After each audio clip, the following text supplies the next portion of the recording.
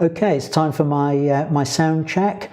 Just wondering whether you can all hear me. If you can hear this okay, if you could just pop a comment in the live chat, then I know we're good to go at past.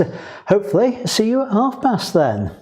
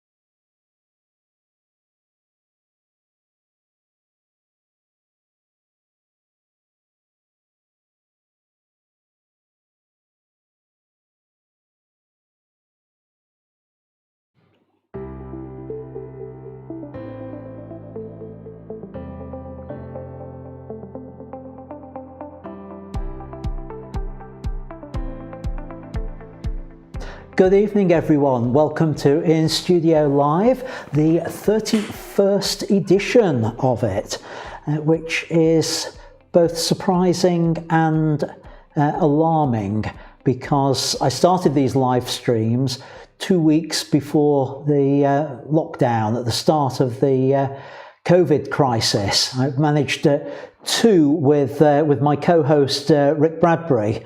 And then the remaining 29 I've had to do solo because of social distancing. And it feels like an age ago, and it also feels strangely normal, which is also worrying. But here we are. Welcome to this week's edition of the show, and I'm hoping to be welcoming a few new faces to the live stream tonight. There's a couple of people who I believe will be joining us. I don't know whether you're online yet. A couple of people, I think, over from the Friends Who Like CMV, which is the cruise company I used to do the lecturing with. Because of the travel theme on this, I've put out an invite to them. And at least one person whose image I have picked on for some feedback, I believe will be joining us as well. Maybe not live, but perhaps on the replay with those. So everyone, welcome. And let's get started. For the benefit of those who are new to these live streams, just the standard little bit of information that I mention every week. They're weekly shows. They are on YouTube in full, and they remain there. So if you do miss one, you can always watch it during the week. The aim is eventually that I'll take them down and put cut down versions on there, and then leave the full version for my Academy members and just have extracts on YouTube on there. And I can just see in the chat, we've got a couple of the CMVers have joined. Janice, hi, nice to have you on board, and David Walker as well. So brilliant to have you join us this evening on the live stream. So also about the shows, do ask any questions in the chat. I've got a couple of slots for live Q&A, and if you have any photography related questions, I'm even prepared to field the odd CMV related one as well tonight, since I went to the trouble of inviting the former passengers from the cruise line. So anyway, put your questions in the chat, the live chat, if you have access to that, and I'll pick them up as we go through. There is a little bit of a delay between me speaking and you hearing me, which means you need to get any questions in fairly quickly, because I might have moved on to the next topic again if you wait till me starting the Q&A section on there. If you're watching this on replay, then feel free to add your questions in the comments. Obviously, I can't read those live. They're not available actually during the live stream, but I do read all the comments, and if you've got a question, I will then typically pick it up in the next week's show, so put them in there. If you have a burning question tonight and want to ask it, but you haven't got access to the chat, then pop it into a post on my Facebook group. I'll put the link to the Facebook group. Well, it's down below the video, and it's also it'll be coming up on the screen shortly, and I'll have a look at those at the end. But if you can get your questions in the chat, the live chat, that's the best place for them, because I can see that. That's in the corner of my eye there on the screen. As ever, my usual weekly call out. Please subscribe if you're not already subscribed to the channel. Please comment on videos that you watch, and please like the YouTube videos. Somebody hit the down thumb last week. I don't know who you are, but it's not on. It's the up thumb is the one you want to hit. No, seriously, any interaction is good interaction as far as YouTube's concerned. So I will accept down thumbs, but I'd rather have the up thumb on there. And I can see I've got 21 concurrent viewers and only 10 of you have hit the like button so far. So for the rest of you, go hit it now whilst I'm waffling on and doing the introduction. And if you like the show and you think other people that you know would enjoy the topics I'm covering, then please do let them know about it and share the links to the show. Facebook group I mentioned is now on the screen there, and that's where we continue the conversation during the week. I set a theme tied in with the live stream. This last week it's all been about boats and seascapes, and I'll be showing and sharing some of those images tonight on the stream. It's also the place where I give you information about what's coming up in the coming weeks, things that you might be interested in. I also have a newsletter. I will get one out soon. It's been a difficult week. I'm finding it difficult to concentrate on anything these days. I think this lockdown business is getting to me. The COVID's getting to me.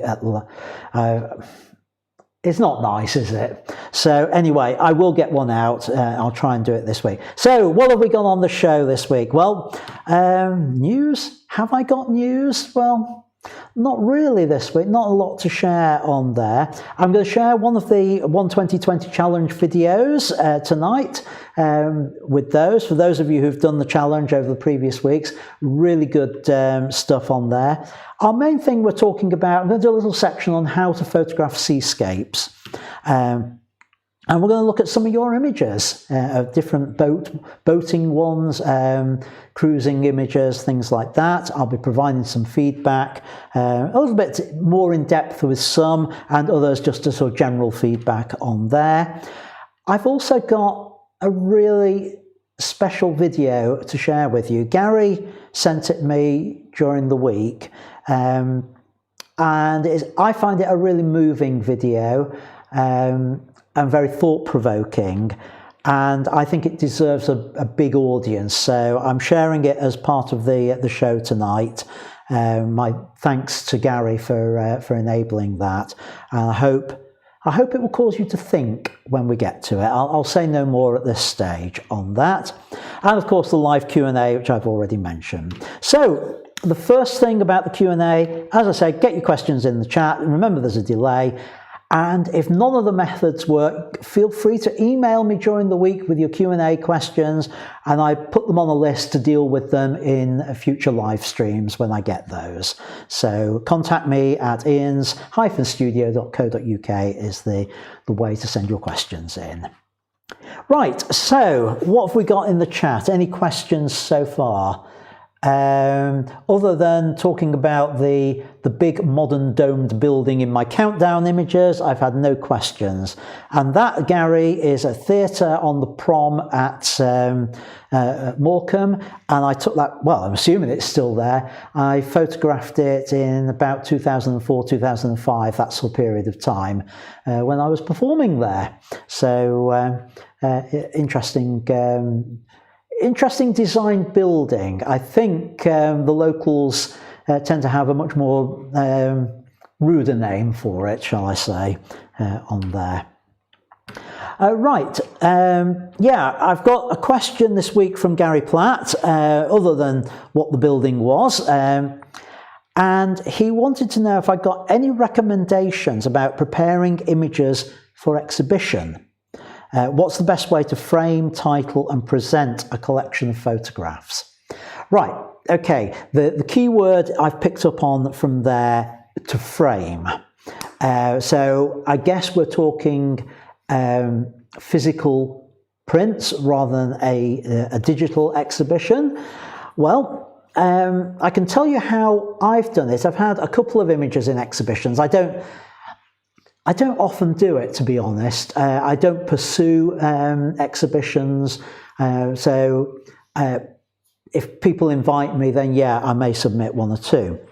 But the way I do it, and I hope you're going to be able to see this. This is one of my exhibition images. I'll try and put it there and still find a way of me looking at the camera. And what I've done, I have to angle this right so I don't get reflections, yeah. I bought a series of cheap frames from, actually I think these were from B&Q. No, these are the IKEA ones. I did get some from B&Q a long time back. And what they are, they're just standard, almost clipped frames, easy ones to put in where you've just got to pull back the tabs on there. And I made sure they were much bigger than the size of prints that I wanted. So these are standard, there's a standard size actually, and they're used a lot for exhibitions, and I can't see the size on here. I checked there was a label, but the label doesn't say the size on there. I think, excuse me a moment, let's get this right. All right, I have a tape measure, and it's probably better to measure the inside part of it. 50, yes, of course. 50 by 40 centimetres, and that's a sort of standard size that gets used quite a lot for display prints. And certainly I find a nice easy one to work with. And what I do then is I cut my own mounts to go in there. I've got a mount cutter here at the studio, and periodically I will run training sessions here at the studio on how to cut a mount, and the cutter is basically, it's available to anybody who uses my studio. So if you're coming along for an event here, events, then and you want to use it, just let me know. Come along an hour or so early, and I'll let you use the mount cutter and cut your own mounts on there. And I cut them to the size of the print. And what I do is I just get the prints printed, these days DS Colour Labs on there, and you could use a standard size from them. 16 by 12 inch is a good standard size, and you then cut mounts to that, and you can actually then recycle your mounts for things. But what I do is I prefer my cropping to be to the image rather than to a set aspect ratio. So I tend to end up doing individual mounts for particular images. And then I just pop those in the frame. And what I have at home is I have a lot of frames of this same size, the 50 by 40 centimetre. And I cut all my mounts to work for those frames, and it means I can then cycle through whatever images I want to put them in the frames. And simple black frames I think work very well. If you're planning to sell prints at an exhibition, they're a good thing to do because they'll go with anybody's decor. If you go for something fancy on there, people might like the print, but the frame doesn't go with their decor, whereas black, you can't go wrong with it. And it's also cheap enough as well that you're not having to add much onto your price for, if you're selling, for including the frame, because really what you want to sell is the print rather than the actual frame on there. So that's how I do it. Let me put that down now. You mentioned about titling. Well, we talked last week about image titles and captions and things like that. And anyone watching who wants to know a bit more about that, pull up last week's live stream and have a look for that section where I go into that in much more detail. For an exhibition, typically I don't put the title within the frame. I would put it as a separate item mounted on the wall nearby because I just think that looks nicer on there. Get it printed out on a bit of card, and if necessary blue tack it. You might find some exhibition spaces have their own way of doing that anyway, and I think the 2 times I had images in an exhibition, I just supplied the titles and the information and those little labels which went underneath or alongside the exhibition place handled all that for me. So that's how it worked for me. So Gary has said, perfect, thank you, Ian, in the chat, which I guess is other words for shut up, Ian, you've gone on long enough on this subject. Right, okay, so let's move on then. The 12020 challenge. I want to share another one of the results from that in the show tonight. As ever, thank you to everyone who took part in the challenge. It's still available. If anybody else wants to have a go, then feel free to, because I'll still happily share your images from it. For those who don't know what the challenge is you have to go to a location, you have 2 hours, that's 120 minutes, the 120 of the title, to take just 20 photographs. Sound easy, but there's a catch. And the catch is there's no deletions. They have to be consecutive frames from the point when you decide to start.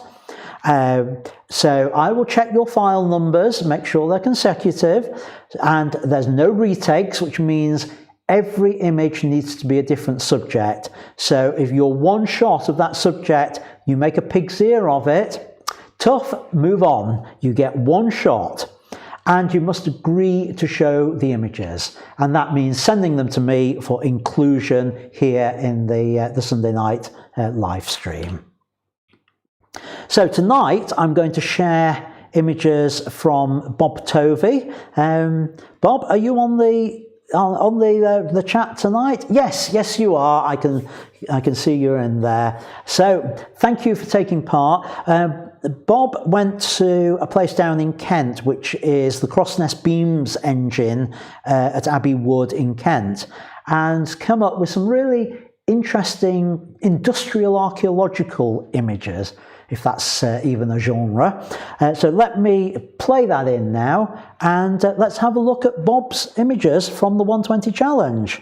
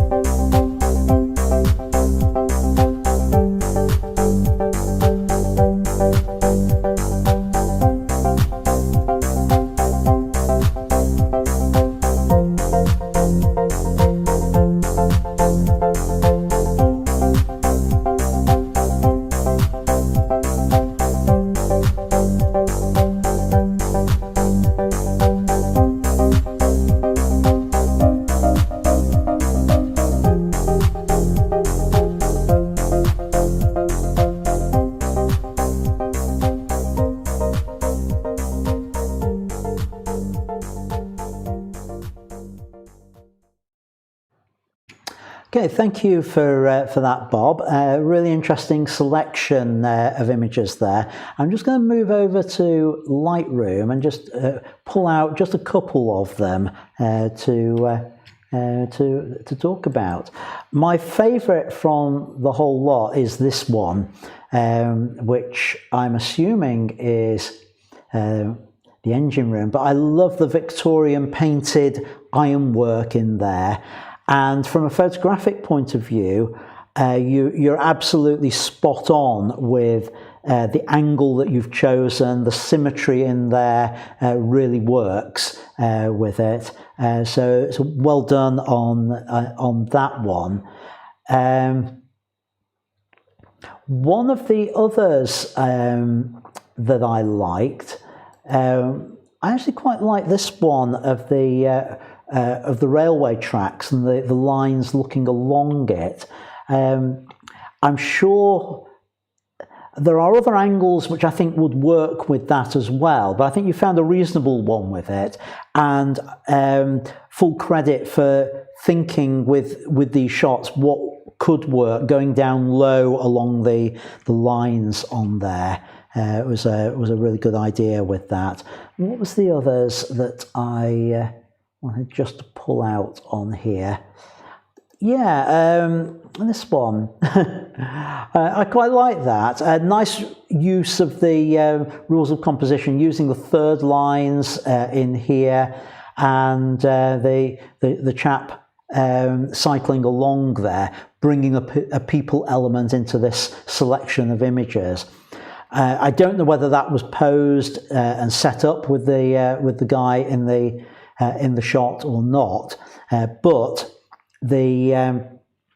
if it wasn't, and it was just one of those as he was going past, full credit on that, because I know whenever I've tried to incorporate passers-by into my 120/20 images, they tend to go horribly wrong because I panic and I rush to get the settings right, and I invariably get them wrong. So well done on that as well.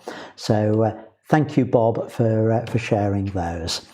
Right, so I just need to change over a few things on the other screen and move over to a different folder, and then yeah, basically I'm moving over to do a little bit of feedback. Now, Michael last week, I think this might have gone back a couple of weeks, I'm not quite sure. He did a shoot at a local studio, one of my competitors, it's not Rex, it's a different studio in the area, and it was a model shoot, and there was a bit of a discussion that we had in the live chat about it, and he asked for some feedback, and he sent me a selection of 5 images from that shoot, which I'm going to go through now over.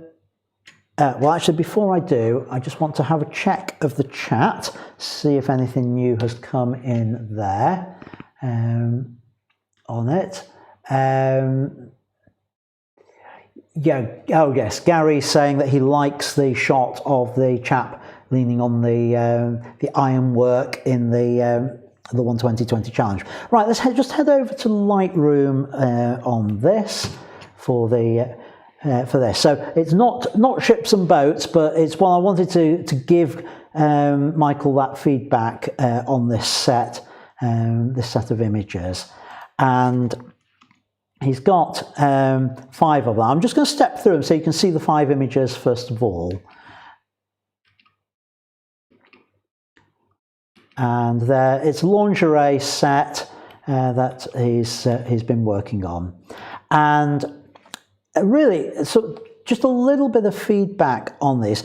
One thing to be aware of, Michael, is when you're working with a leather sofa, you've got to be so careful with how you light it, because you get these reflections which tend to draw the eye. This particular pose, to me feels a little bit uncomfortable. The fact that she's sitting right on the edge but trying to recline on it just doesn't seem quite right.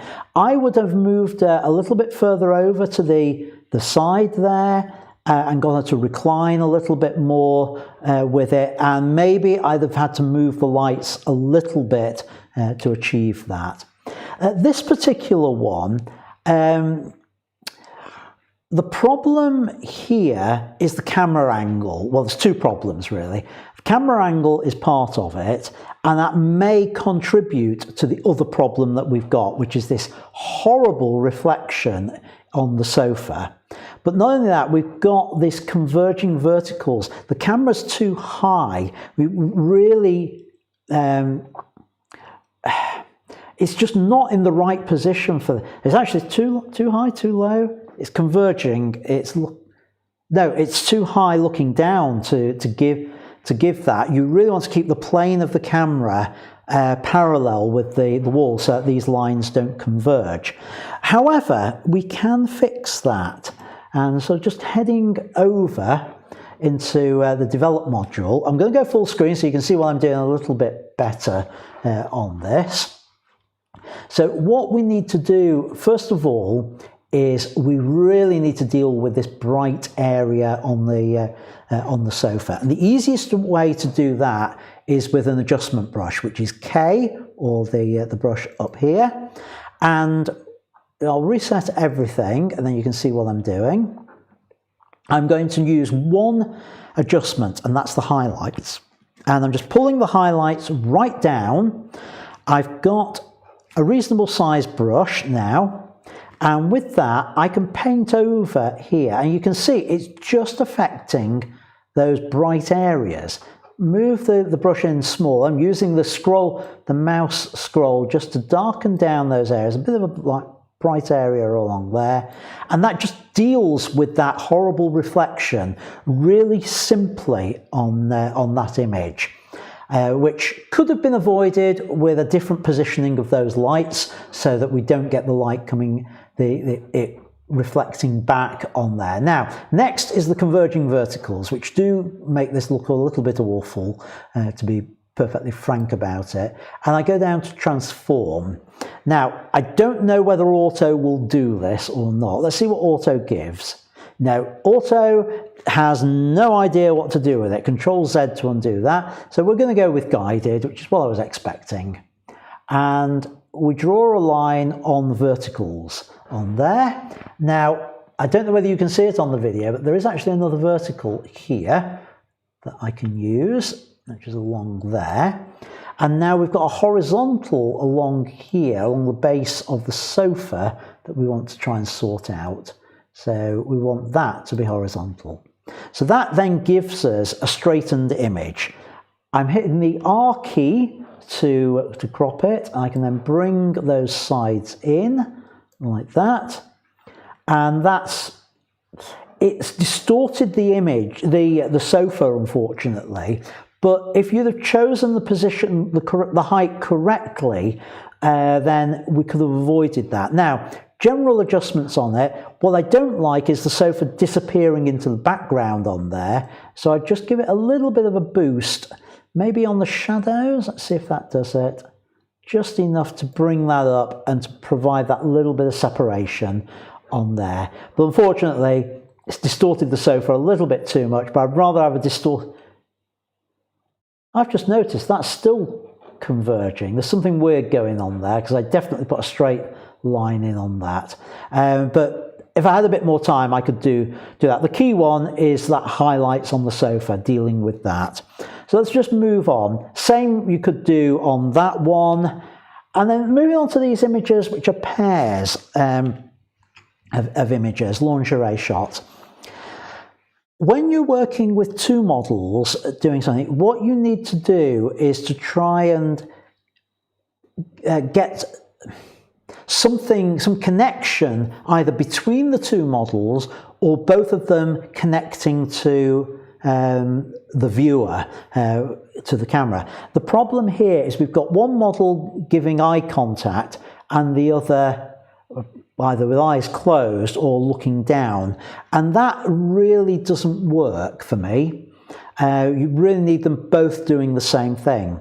The other thing is when you've got two people together, one of the things to try and do is to bring the heads in together. And then this is true whether you're dealing with models or just doing a couple together, some holiday snap of a couple on well, on the deck of a ship, for the sake of argument.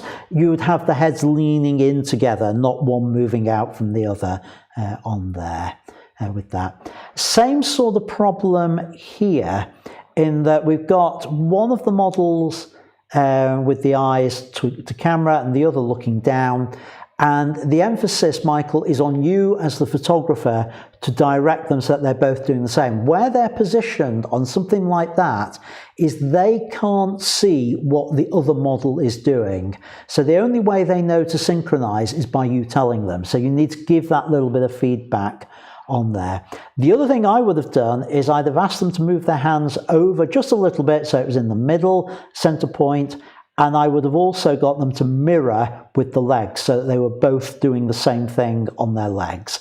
And I would say the model on this side is closer to what they should be. The rear leg up, the front leg out, or really just as a slight angle. I'd probably bring the foot in very slightly so it's at an angle, but not quite as much, just up and down like that on there.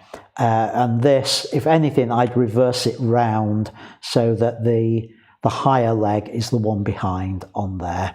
So that's a little bit more in-depth feedback for you with that. Those are the sort of things I would do with that kind of model shoot. So let's head back over to...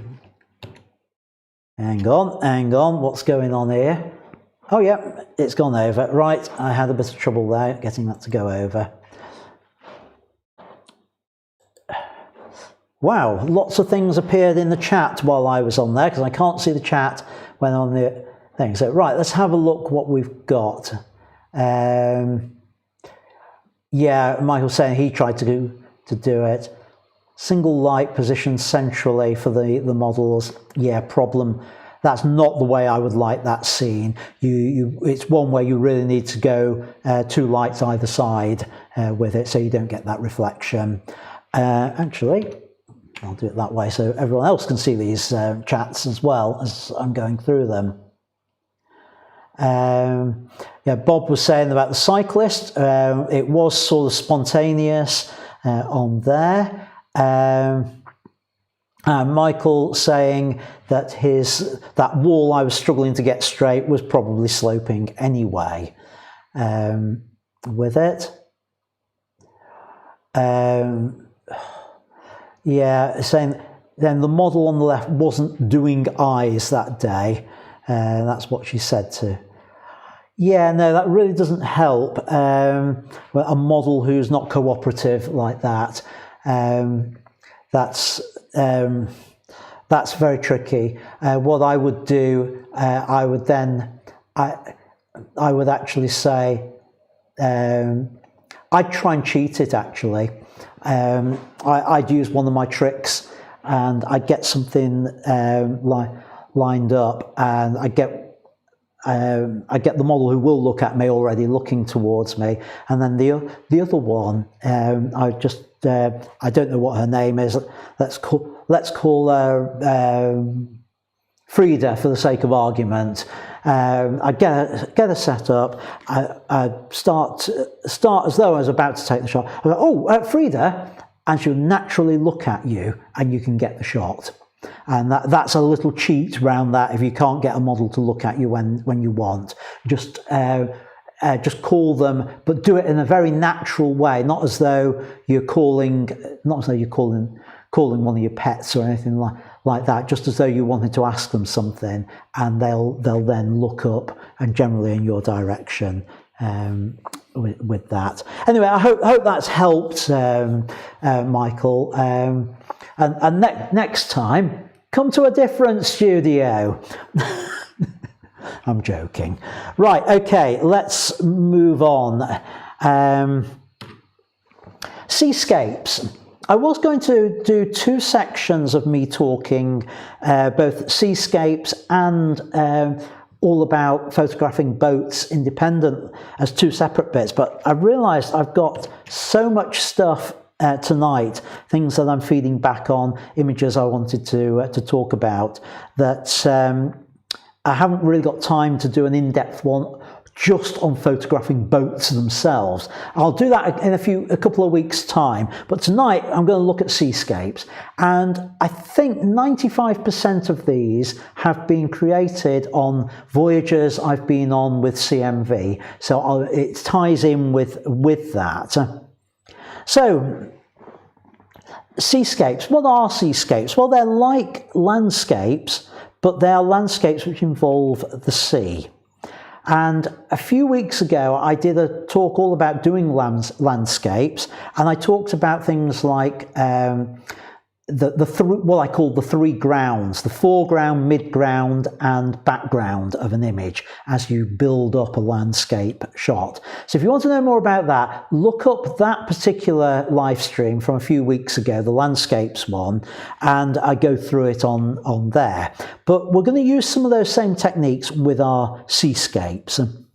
And what I'm going to do is I'm going to go through a number of images and try and pull out a few ideas to inspire you about how sea-related images can be created.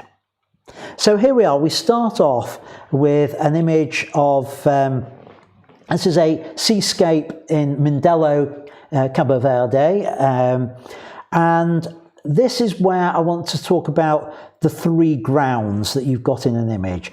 You've got that foreground, which is the beach and the breakers, the waves just breaking onto the beach. You've got the midground, which is the blue sea, and then the background, which is the lighthouse rock, the mountains and the ship in the background. And the reason these 3 grounds are important to a seascape is it does what the human eye and brain does when you look at the scene. You tend to start looking close up, and your eye goes through the scene to the different sections of it on there. So we're trying to simulate that as part of the image, and it's the journey of the eye through the image that's important with that. Here's another one. We don't have a foreground in this. We've just got our midground of the sea and the background. And this is sunset at Buenos Aires when I was on a South American circumnavigation last year. And the sunset as we left Buenos Aires was quite spectacular. But one of the things to notice here is where I've placed the horizon on the shot. There's a temptation when doing seascapes that people tend to just stick the horizon on the middle of the image, and that's probably the worst place possible for it. Thirds or even quarter lines, I've used a sort of quarter line here, is a much better way of doing it. You've got a more interesting composition doing it like that. But I could have gone the other way. I could have put that horizon right down at the bottom, and that makes the sky a much more interesting, a more dominant part of the image with it rather than the sea part of it. But it's still various options on there. So it doesn't have to be at the top. It can be right at the bottom as I have there. With it. So don't be afraid to experiment like that. If you're not sure, if you're shooting digital, as we all are these days, then just try it in both, which is what I did here. I saw both compositions would work, so I created both. And again, same shot, but looks very, very different. What's different about it? Well, I changed the white balance between those two. The first one had a much cooler white balance because I wanted to emphasize that blueness of the sky that was there. And it was blue going into orange, but this one I wanted to emphasize the orange part of the sunset. So I did 2 images done different ways like that to give a slightly different look with them. Can you have a foreground in there? Yes, you can. And here's one that I did with that. And for the CMVers on here, the ship is, of course, Marco Polo, my favourite vessel of the fleet. And who knows what's going to happen to her in the future. I hope she doesn't get scrapped. I really love that vessel. I tend to think of her as my second home on there. But what I did with this shot is I deliberately chose a very shallow depth of field with it, f2.8. I wanted the people to be the subject on this, and that background to be something that supports the story of it on there. And I'm just realising you can't see my captions for my figures on the table on there.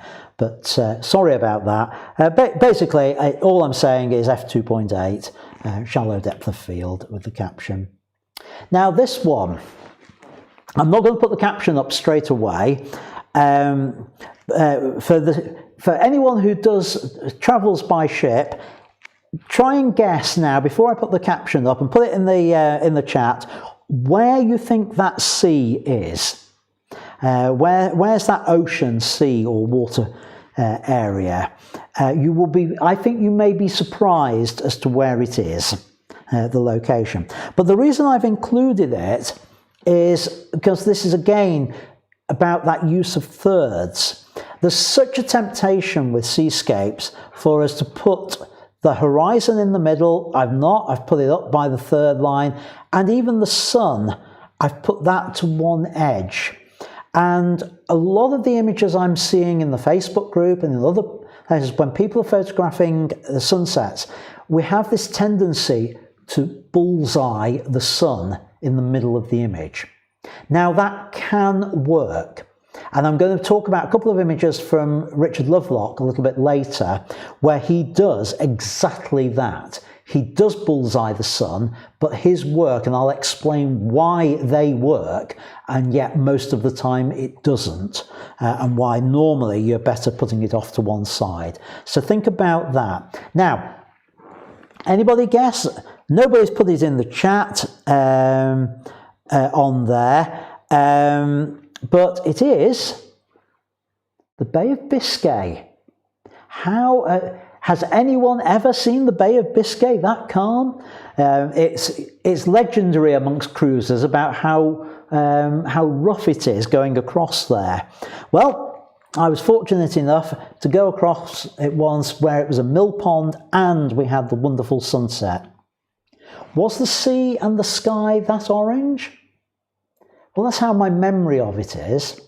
I suspect it probably wasn't quite as orange as that, but again, what I've done in post-production, I've increased the white balance. Now, here's the point I want to make about this. Excuse me a moment.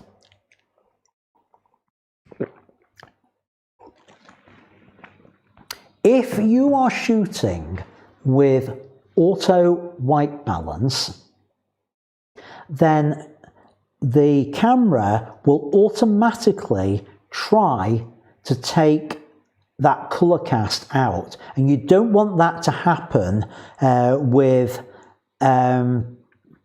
sunsets, because it will just remove the orange color cast on there and it will try and neutralize it. So the thing to do, if you've got control over your white balance, then don't set it to auto white balance, set it to something like shade or cloudy, and that will enhance the orangeness of it. That will help keep it in there. If, however, if you're shooting with a compact camera, as I think one or two people who are watching tonight might be compact users, have a look to see whether it's got a sunset mode in there.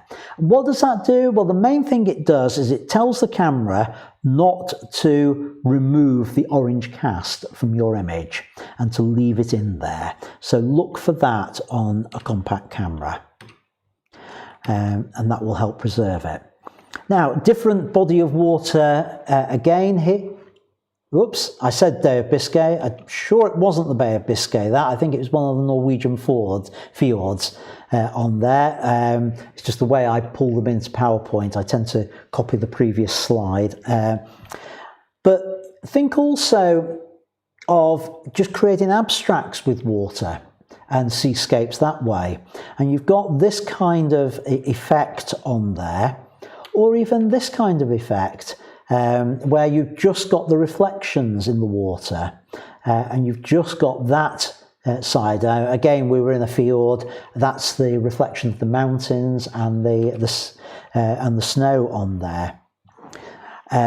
Again, heading to the Caribbean, this was on the island of Meru, which is part of St. Vincent and the Grenadines, and it's what I call the flying boat.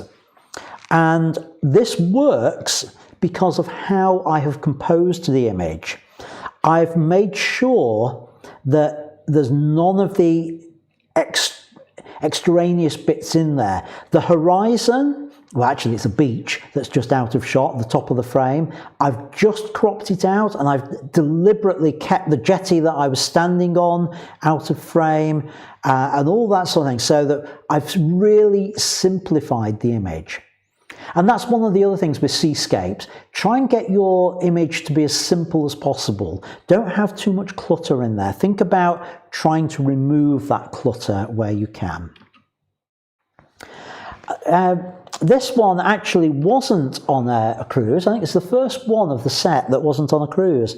This is in the Canary Islands, and it's just a technique, a slightly more advanced technique, using neutral density filters, which allow you to get a really slow shutter speed. So I had f22, 3.2 seconds on this, and all the waves crashing over the rocks and onto the beach become this blur. And it's a really nice technique. I'm going to show you an image by Amir later on, who's done this, and he's done it to perfection with one of his images. So I wanted to show mine, but to be honest, his is better than mine when we get to it. Here, going the other way, instead of trying to blur the sea, this is Funchal. This was New Year's Eve 2016. We were really lucky to get ashore, actually. In fact, there was no tendering. We were due to be a tender boat at that point, anchored out at sea, and we managed to get an alongside berth, so we were able to get in. But the sea was really rough, and I stood on this jetty, this promontory, watching the people going over to watch the sea going over, thinking, I know what's going to happen. There's going to be a huge wave and they're all going to get soaked. And I just lined up and waited, and then I got the shot. And then I was trying to do a bit to camera to explain and show what was going on there, and not thinking properly, I went in a little bit too close, and you can guess what happened. And I have got the video footage of me explaining to camera about the waves and how they're coming over, and then all of a sudden there's this huge wave, and the sound of me running back from the water and failing miserably and getting absolutely drenched. All for the sake of a training video. Anyway, one day I'll get that edited and up online. But there, F8, 120 at 1/2500th of a 1,250th of a second is the shutter speed on there to freeze the action. And I think I had to pump the ISO up quite a bit to achieve that, but that was how I did it on there. Another trick for you, different type of seascape, but this is not from a boat, but this is from the sea itself. If you've got a camera that's waterproof, then take it into the water and try and get it as low as you can to the sea and shoot along it. This is Nanny Key in Tortola in the British Virgin Islands, and it's actually shot with my GoPro. And I do use my GoPro for stills photography in the sea. I like the results from it.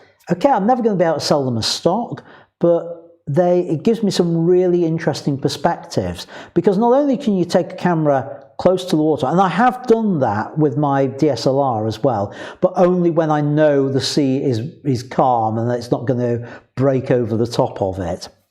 But with the GoPro, you can go one stage further, and you can do shots like this where you put it at the water level, and this is genuinely one shot where I've got the sky, the land, and under the water all in the single shot there, by placing the lens at the water level on there. So it's half under, half above, and I really like that sort of effect. Quite tricky to achieve actually, because the lens on the GoPro is quite small, so it takes several shots to get the one that works with it. Going back to this idea of the three grounds in an image, again, another cruise and maritime voyage shot. This is St. Lucia and a place called Viggy Beach. And this is a place, I did a whole blog post about it at the time. It's a beach that when they built the airport, more or less got isolated from anywhere else, because to get to it, it's quite a long walk. You have to walk all the way to one end of the airport, across, and then all the way back along the other side of it to get to this beach. And the locals there were, I was chatting with them because I saw very few tourists, very few people from the ships, and there were quite a few ships in to the port that day. And they were saying people don't come since they built the airport, and there was only a few locals there. But it was this lovely desert island type beach, very few people on it. I wanted some foreground interest to it, so I created my own for the shot. I just found a stick and I drew into it, "I love Viggy Beach" on there, and just waited for that wave to come and just go over the edge of the writing on there as a way of creating that shot. Here, another idea. This is a Greenland trip, and we've got an iceberg. And what I've used here is I've used the reflections from the hillside. And you know, I talked earlier about getting the reflections in the water, but this time I've just used that at the top of the frame as a framing technique on there. And I've placed the iceberg in the rule of thirds position, and I've framed the image that way, so that it's not just a picture of an iceberg. I've tried to give it a bit of context in there, but not too much. There's just enough to hint at the land there, whereas your eye is still drawn to the iceberg and the rest is just a framing device. And you'll notice all those seascapes, which are effectively a form of landscape, were all landscape format.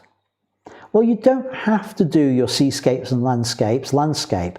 And to be honest, I don't tend to talk about landscape images and portrait images in terms of orientation. I use the term vertical. So seascapes can be vertical too. So think about that. So here again, that rule of thirds, we've got that journey into it. We've got the sea in the foreground, the midground of the iceberg, and then the background of the hills behind there. Right, at this point, as I've got a little bit of a sore throat, I'm going to play in a video. So that's my little talk on seascapes. I'm going to go into time's moving on, so I really didn't have the time to do the whole section about boats. I'll save that for another time. I want to show and share this video that Gary's put together, and it's a very short video. I think it was last week in my rundown of images posted to the forum. I shared some images that Gary had taken at a recycling centre for mannequins. Well, Gary has used those images to actually make a very serious and moving video that's simply called Holocaust. So let me share it with you and see what you think.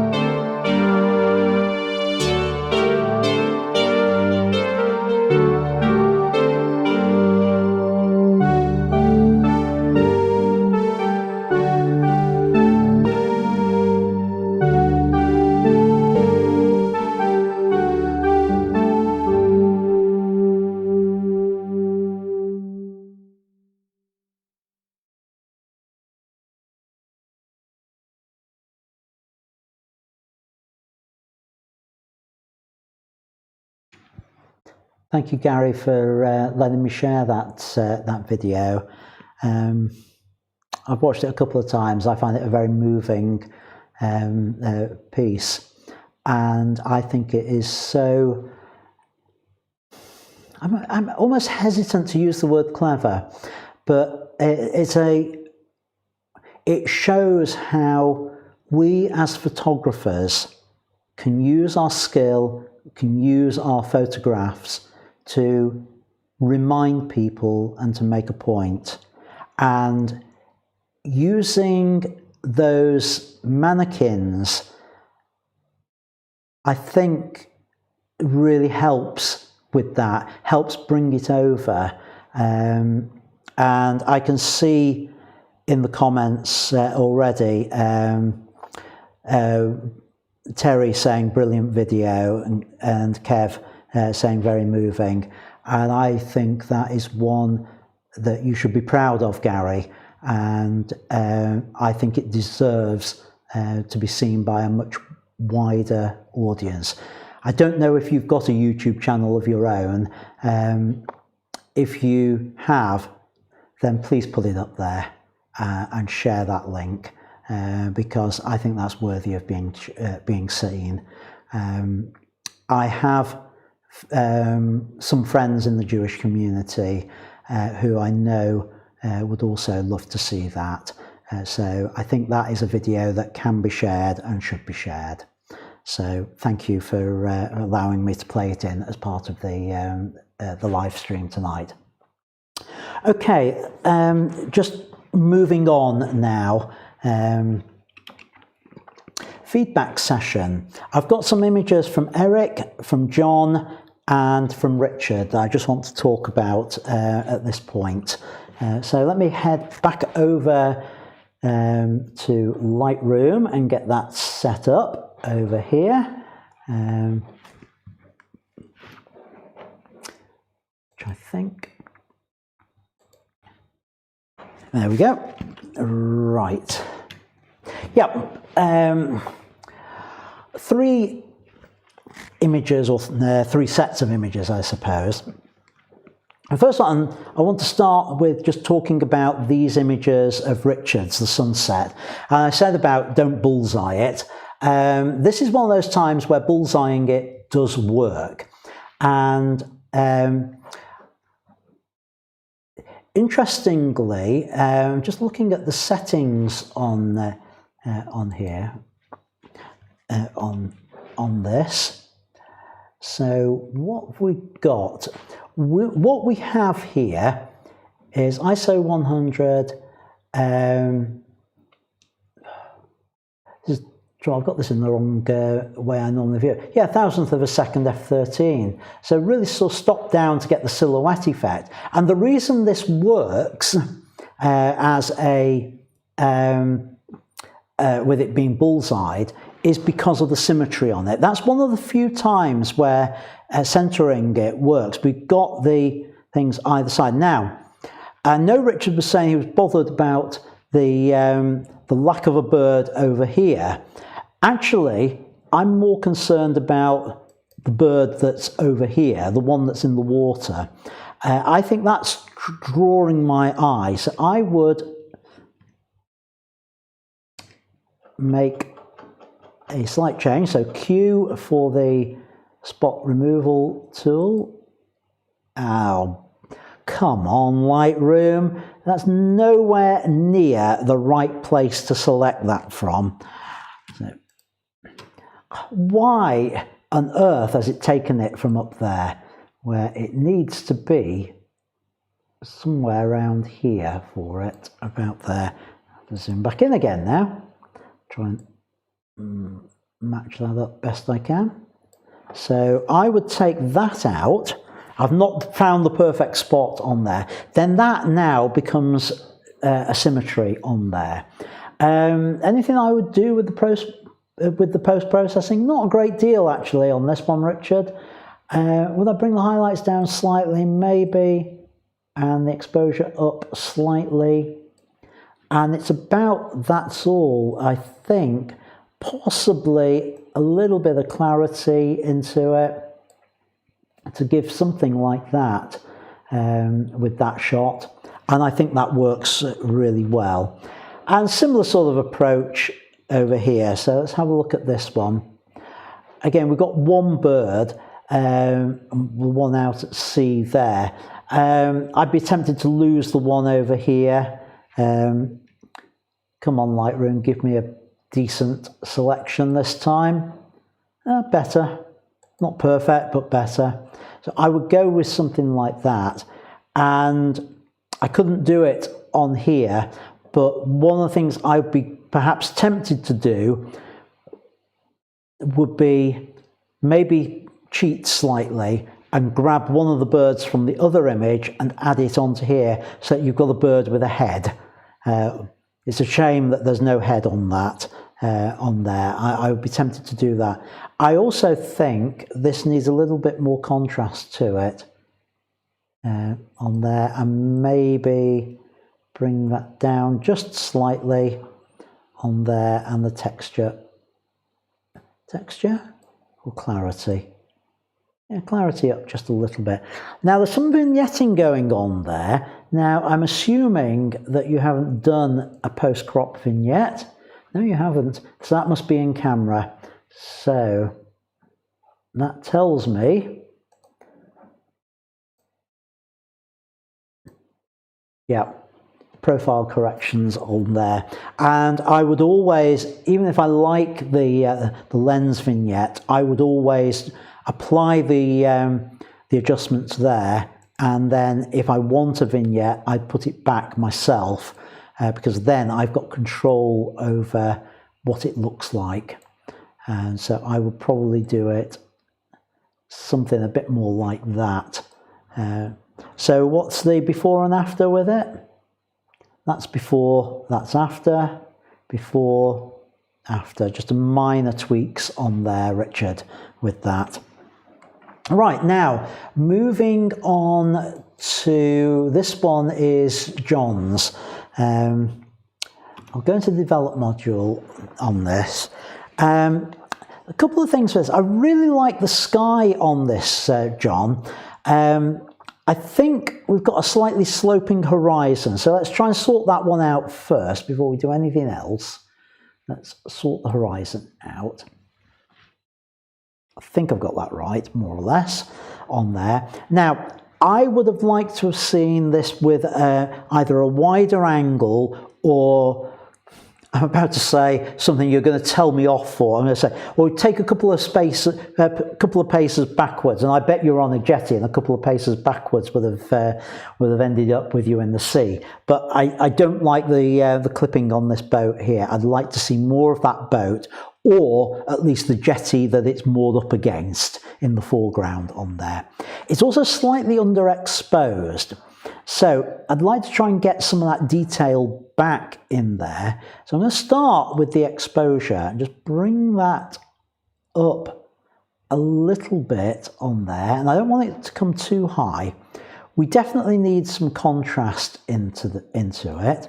Now, I'm struggling to get this brighter without affecting the sky. So the way I'm going to do it is I'm going to use, let me go full screen, and you can see, an adjustment mask on here, a graduated filter, I mean, with it. So let me just reset everything on there, and I'm going to go, again, just so I can see what I'm doing, I'm going to push the exposure right up, and I'm going to, so you always start from the effect to the non-effect. So I'm just going to move that up. I'm holding the shift key because that will then straighten it up, and that allows me to see where I'm putting it. Now clearly that's gone way too far, and I knew that. I wanted to do it just so I could see where the effect was. So I can now start to dial that back, and I can start to see what detail I can get in there. And I can bring up the shadows in that, and bring the contrast up a little bit maybe. What about that clarity? Will that do it? Yeah, the clarity's doing it, and the highlights are what I need. So I've sort of brought that in. Now, because I've had to go a long way, you can see we've got colour noise coming in down here, and quite bad colour noise. So I'm going to come out of that adjustment, M, on there, and I'm going to go down to detail, and let's deal with the noise reduction on it. So first thing I'm going to do, whack up the colour on there, and that's taken all the colour effect out of it. Noise reduction, just bring that up a little bit on there, and then we probably need a little bit of sharpening on this. Let's have a look at other areas on this. That's starting to look a lot better actually. So it's gone a little bit soft in places, so the sharpening, whack that up, reasonable radius on there, and I'm holding the Alt key down and doing the masking, so we're just doing it so we see the edges. So we get something, ooh, that's still not right. That's gone a little bit too far. Let's bring that back. Oh, hang on. Bring back the radius on there because I'm seeing too much, and maybe even a little bit on the sharpening with that. So we end up with something like that, which most of it is okay. Ooh, it's a bit soft in places. That's a little bit too much noise reduction, I suspect, but we've got to balance up what we're doing here. So I'm bringing that back a fraction, and yeah, try putting a bit more detail and a bit of contrast into it. Let's see if that does it. Yeah, it'd be something like that, John, just to try and work with that image on there. So before and after. That's before and that's after. So effectively the main change is just that foreground, just to lighten that up and make it work with the image. The next one I want to do a more detailed review on is this one from Eric Holmes. So I go again into the develop module. Actually, before I do, what information I got? Right, yeah, it's a Canon, shot on a Canon. Right,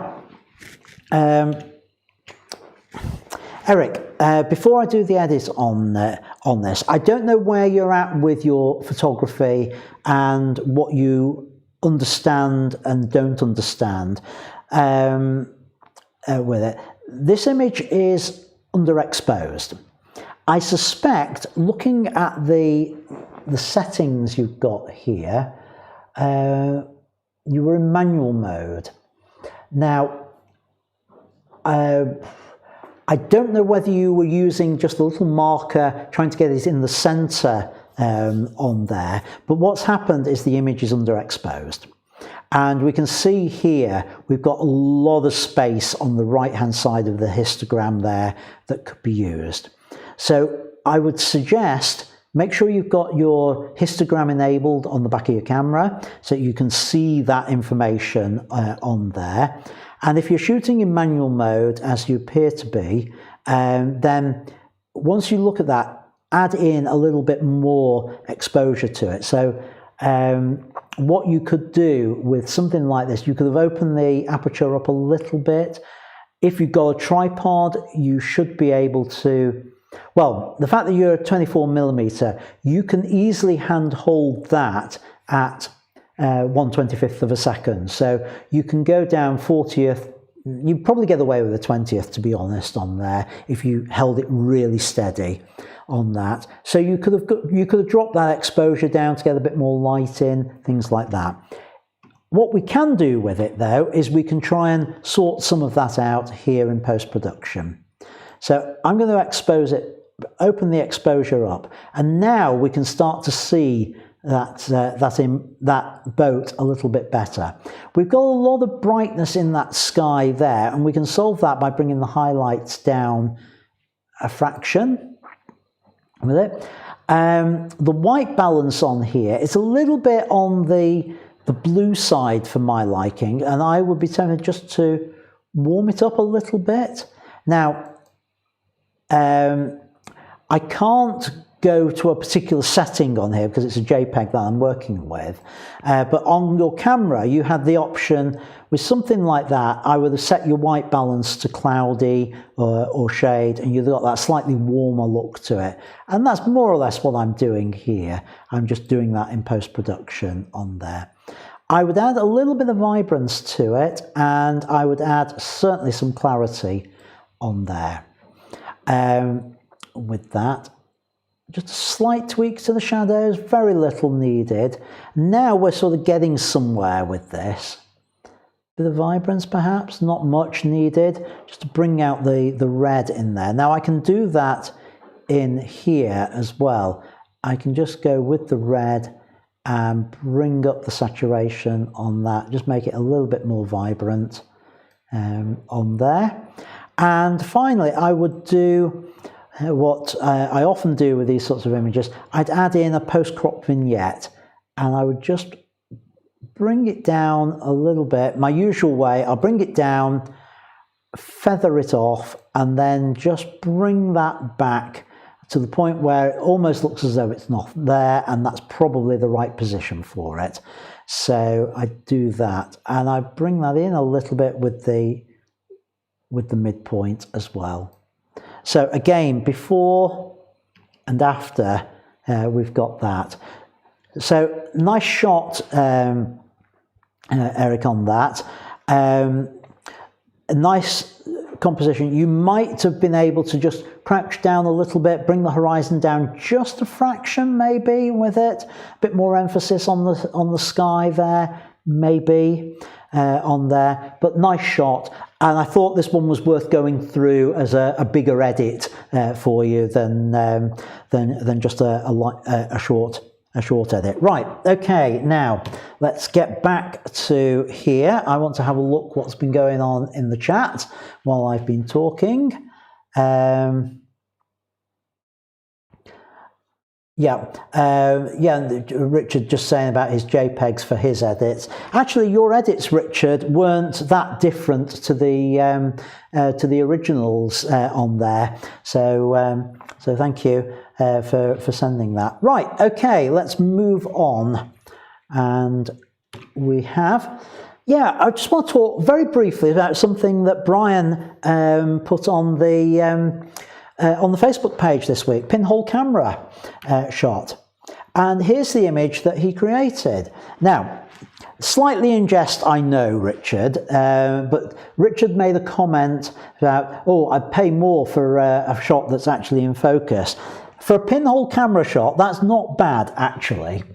But let me talk about how this was created, because I find it fascinating. I've done this myself, and I forgot to get it out of the camera bag to show you, but I don't need to, because Brian has thoughtfully provided a photograph of his pinhole on there, and this is how it works. What you do is you take a spare body cap, you drill a large hole in the body cap. That's not your pinhole. Now, it has to be a large hole because of the angle that the way the pinhole works.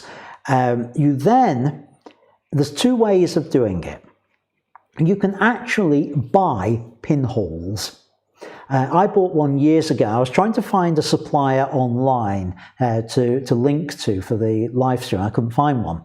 But you buy this little bit of metal that's got a very precise pinhole drilled into it.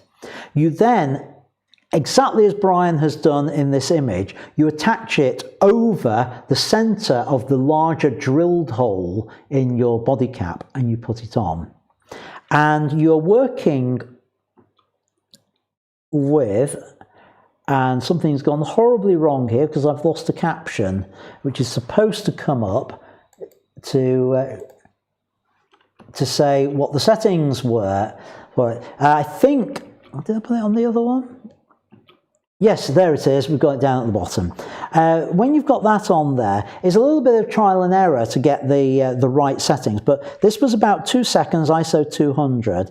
And when you buy the pinholes, if you buy them to stick on, then they actually tell you approximately what F number it works out at.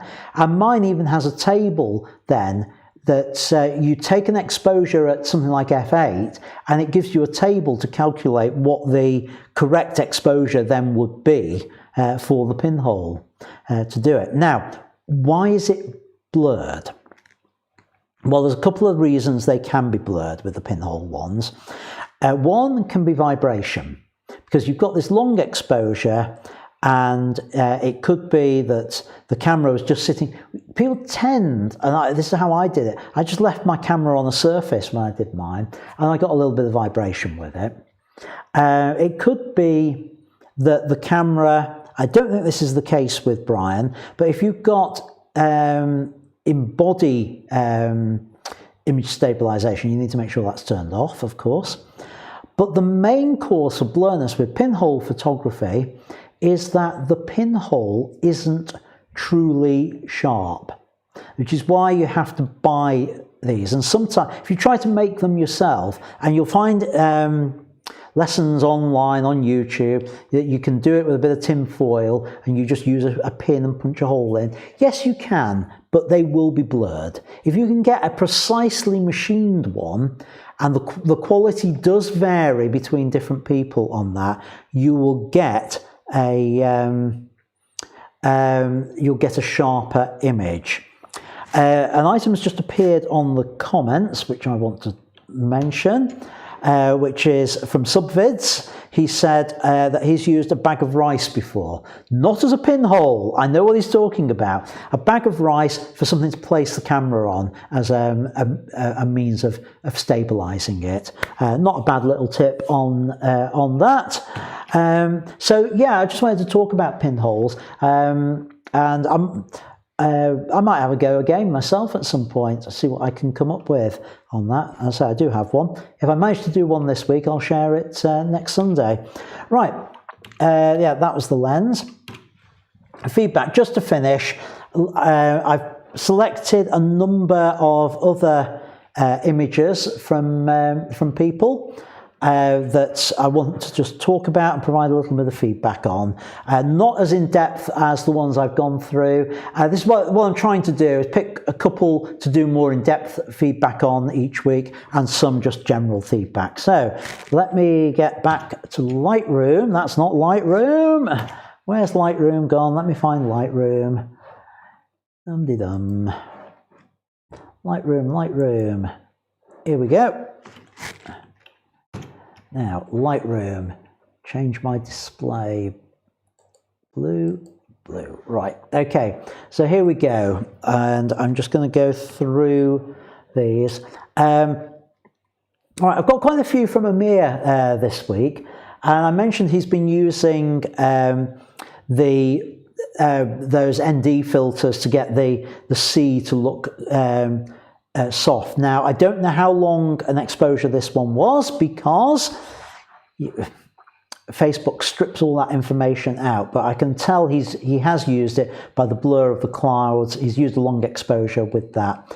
A little bit of feedback on this one, Amir, for you. I would be tempted just to brighten it up just a fraction on there, not by much, but I'd like to see it. I would personally like to see it a little bit brighter and maybe just a little bit more clarity into there, or maybe a little bit of contrast, and just protect those highlights. Something like that I would do with it. Just a minor tweak on there, but a lovely shot. Nice composition with it on there, because although we've got a center horizon, which would be nice to avoid, we've got the nice foreground interest leading us into the image on there. And there appears to be a slight hint to the a split toning effect on there with it as well, which has worked nicely on there. This one, I'm not so sure about, Amir. I don't know what's gone on here. It looks like you've applied a painting filter, and maybe this is just personal preference. I'm not a big fan of them, and I think it's a little bit on the dark side anyway with that. So I'd like to see a little bit more detail in it, but personally, and it is only a personal preference, I'm not a big fan of the painter filters that's probably been used in Photoshop for that. I do like this one.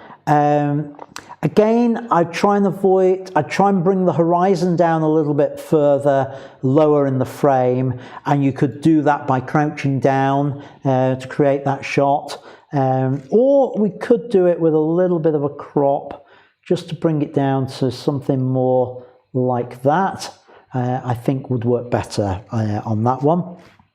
But it's a nice image. I like the lead in from the edge there. Wonderful detail in the sky. Nice silhouette with it. Well done on there.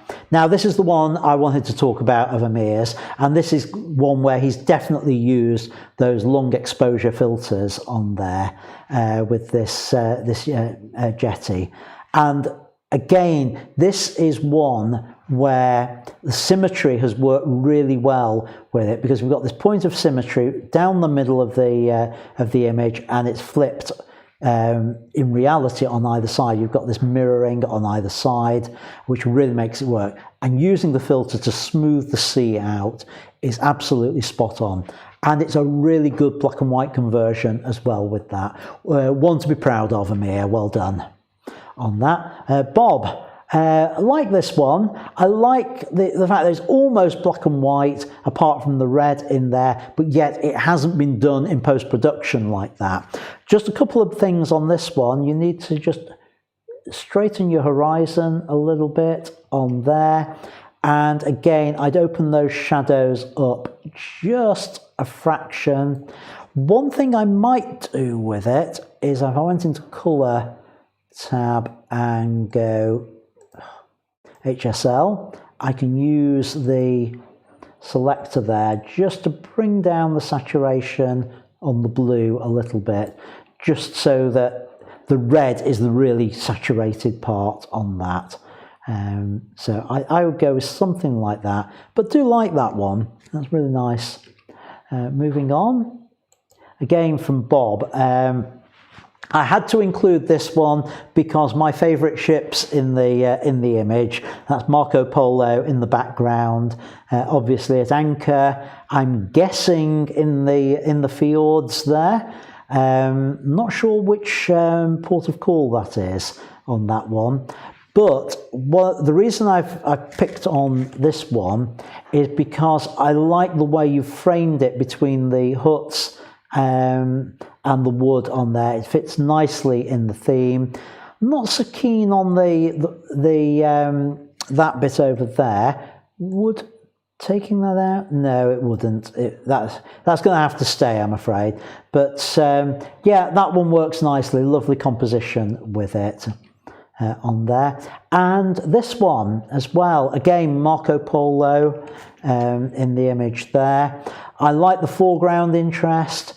We've got this three grounds that we were talking about earlier. And there we've got the foreground, we've got our midground, and we've got our background. It could do with a little bit of adjustment. I'm not going to do a huge amount with it. Similar sort of things I've done before. Slightly improve on the exposure. Maybe a little bit of dehaze on this, and certainly a bit of vibrance to it. I'd be tempted to sort out the white balance, maybe slightly warm it. Something like that. And I think those shadows need opening up a bit. Can I go a bit further? Maybe something like, ooh, like that. Bring the highlights down. And I might with it just do, it's the wrong settings, but instead of exposure up, bring the exposure down very slightly on there, and maybe, ooh, wrong way. No, that's not going to work on there. Undo that. So yeah, you got something like that with it on there. So that's what I would do with that. But really nice composition with it, Bob, on that shot. And this one, again, it's a really interesting image. I like the fact we've only got the little bit of blue sky in there. I think it needs much more contrast to it, though. And a little bit of a rising, raise on there. Maybe it's the texture and clarity we need to play with on it, just to do something like that. And yeah, I think something along those lines. Don't want to go very far with that vibrance at all. Yep, that's fine. Oh, those blacks. Let's see if we can get some of that detail back in there. No, I'm going to have to accept that they're plugged up, but never mind. Can I do it with the contrast? Bring that back. Something like that. I love the rays on there. It's a good, well-spotted image on that one, Bob. So well done with that. This is an interesting one, again from Bob.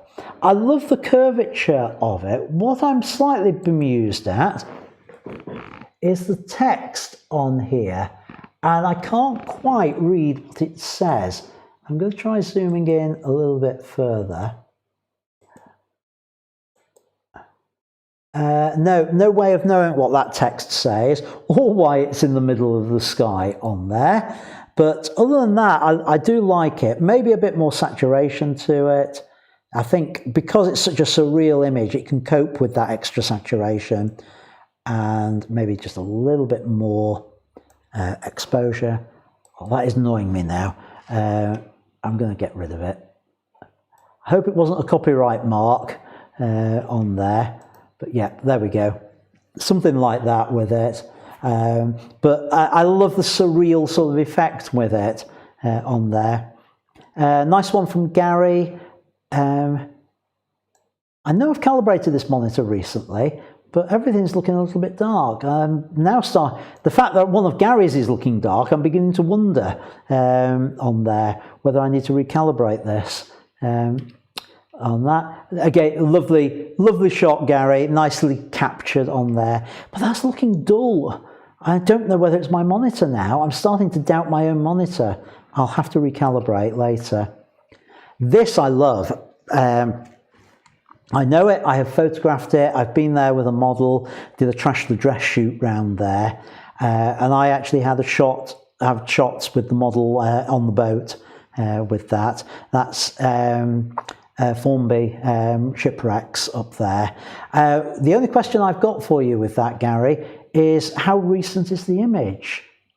4th of October? No, because I don't think I've got the true EXIF data on it to know when it was created. No, it won't give me that. So it definitely wasn't shot today. That's just when I saved it on there. And moving on, James, I love this one of James's. He did it on burst mode to get that perfect moment of the lifeboat at Tenby going into the ocean, and it's a lovely crop with it. Now, this doesn't look too dark to me on mine, so maybe the others were, but that's a nice shot. The composition's great. We've got this lovely lead-in line here of the launch pad going down there. Really nice shot on there. Picked a couple of John's just to talk about. And John, you've got a problem. Dust bunnies. So you will have in Affinity the ability to do something similar to this, to get rid of them. And I go 1-to-1 on there. But your camera sensor needed cleaning at the point that you did this. I'm just going to zoom out. There is a particular mode called Visualize Spots, which will help. There's another one down there. Maybe that one. And that should be all of them. So take that off. Again, it's slightly underexposed, just needs a bit of a brightening up, touch of contrast, and a little bit of vibrance to it, I would say. White balance, I'm not sure. Do we need to warm it or cool it? No, that's about right, actually, on there. Nice one, John, well done. And this one, Northern Lights. At some point, probably in the middle of winter, I'll do one in a bit more detail on Northern Lights. I was hoping to get the original file for this from John, but he doesn't have it. So I don't have his settings on there, and I've forgotten to look mine up for Northern Lights. From memory, my starting point is usually something like ISO 1000, f8, about as wide as I can get, and about 8 seconds. Have a look at the image on the back of the camera and adjust from there, because it just does depend on the lights. What's interesting about this is it wasn't Norway, it was Cumbria on there. So a good capture, John, on that. It's a shame you haven't got the original. I do like this one as well. Nice bit of street photography. Don't know what you've been up to that you've become a subject of the police on there, but nicely done. And the fact that you've framed it in square works. I'd be inclined to get rid of that on there. So I would do something like that, and potentially that one as well. So we've got something like that. It looks a little bit neater on there with that. John also did this one. Now this one definitely is a little bit too blue on there, so we do need to warm it up. If I can use the dropper, I could do it on there, which goes too far, because it is in shadow, so we do expect a little bit of blueness in there. Exposure up a fraction, contrast, I don't know. But it's a nice shot. Yeah, I'm not happy with my adjustments on that, but that's definitely too blue. So let's try that bit again, bring it up. I think that's probably more like it. Maybe just bring the shadows up a fraction on there to something like that. And clarity. Yeah, I'll go with a little bit of clarity and maybe a little bit of texture and a little bit of vibrance with it. So there's some minor tweaks on there to make that one work. This one of John Kiss, his image. Nothing much I want to say on this other than the fact that I like the composition, and it's one that plays tricks with the brain, because I thought these were clouds first of all, but I'm now thinking it's a little bit of islands. And that looks like islands, or is it a cloud in front? And it's one that makes the brain think about the image as we look at it and go, is it this, is it that? That's definitely a horizon, so what are we looking at here? And that is what makes it intriguing as an image. So nice one, John. And Stuart Rees, I love the repetition effect on this, which is punts, I'm guessing either Cambridge or Oxford. I have a very similar shot created in Oxford a few years back on there. And that's it. So back over and have a look at the comments during all that. So, whoa, a lot of them came through while I've been in there. What have we got? Yeah, Amir said it was a painterly effect. Yeah, sorry, don't like it on there. And he darkened it down for taste. I lightened it for taste. Sorry. Some subvids talking about pinholes in the National Science and Media Museum in Bradford. Yeah, David. No. Oh, is a David Walker one? Yeah, it was a fisheye effect image. Gary was saying 2 years ago when he was on the wreck.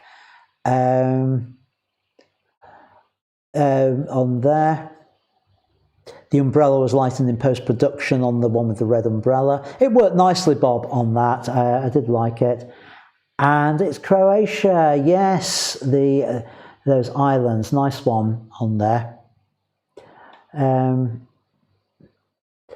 Ah, right, Bob was saying that bit of text was probably from Infinity. I've done it in Photoshop by accident. You just happen to have the text selected and click on that, and you can end up with it in there if you're not careful. So I've done that myself. So you're not the only one who's done it, Bob. So don't worry. Right. So I think we're just about at wrap-up point. So what have we got in chat? Any questions coming out? I thought I saw one earlier. I think it was all about using those long exposure filters, which, yes, could I do a training session on the 10/15 stop filters? The answer is yes, I could, if I had one to do it with. The few I've done, I've actually stacked other filters to achieve it. And I'd need to obviously go out and about and find suitable subjects on that. So I haven't got any images to actually do a session on that with yet. It's one of those things on my wish list. So if anybody's wondering what to buy me for Christmas, then a nice 10 or 15 stop filter would be really nice. I'm joking, of course, but there we go. On that, so no other questions in there. Yeah, what have we got in the Facebook group? Well, we've been doing that. Quite a few things come in on Facebook. Let's have a look at my notifications. John's put something new in here. John is still off grid, but I've got to show and share this.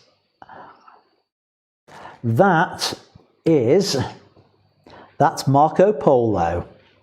And we've all shot the shot going through the life belt that's on there of the Nureyev figure, but that is really a nice one, John. So when you watch this on replay, it's a big thumbs up from me on that one. So let's see what else with it. One recent image from John. Nothing much to say about that one. So I don't think there was anything else that's come in. No, nothing else has come in while I've been on there. So that's it, folks. We're just about to finish off. Right, before you go, let me just talk about next week. First of all, thanks for watching, and do subscribe. If you've not already subscribed to the channel, please do so. It does help me, and it allows me to keep in contact with you. Do comment. Like, who's liked? Only 13 of you like. Come on, the rest of you hit that like button. Yeah, next time I'll show another one of the 120/20 challenges. So if you fancy having a go at it, folks, the details are in the past ones, maybe even down below on there. Do have a go. I am promising, I keep promising this, the return of the 3-minute challenge. But our theme next week, I'm going to be looking at black and white conversions for next week. And what I'm asking for this week is share your black and white images in the Facebook group, but also share some images that you think might be worth converting to black and white. And I'm going to do live next Sunday some black and white conversions to show you different techniques for it, because there's lots and lots of different ways we can do black and white conversions. And rather than just picking my images, I thought it would be nice to maybe have one or two of yours. So if you've got an image that you think might be good for a black and white conversion, post it in the Facebook group, and if it's one I'm going to use, I'll just drop you a message and say, email me the original. So I'm working with the highest quality image possible on there. So when you're finding images, try and find ones that you know you've got the image for. Don't post your black and white conversion for these, but post a colour one and just tag it to say, how about converting this to black and white? What could be done? Will it convert? And things like that. And I'll try and do some of those live next week. I will also do at least one conversion with one of my images to try and illustrate a particular technique, which I know I can explain better with a very specific image that I've got. So that's what's coming up next week. So come on, the rest of you, hit that like button. Only one of you since I last mentioned it. Right, okay, that's the end. So thanks for watching, folks. And as ever, until next time, keep making great photos. And I hope to see you all next week, particularly those of you who are new to the live stream. See you next week as well, I hope. Bye for now.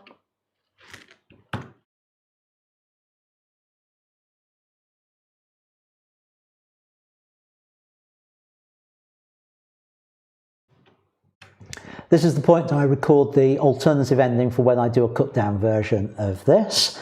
So here goes.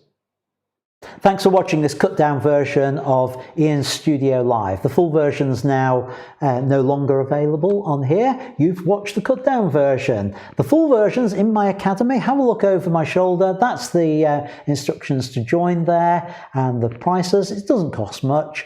So have a look there, and do join me next time on the live stream, and I'll see you next week. Until then, keep making great photos. Bye for now.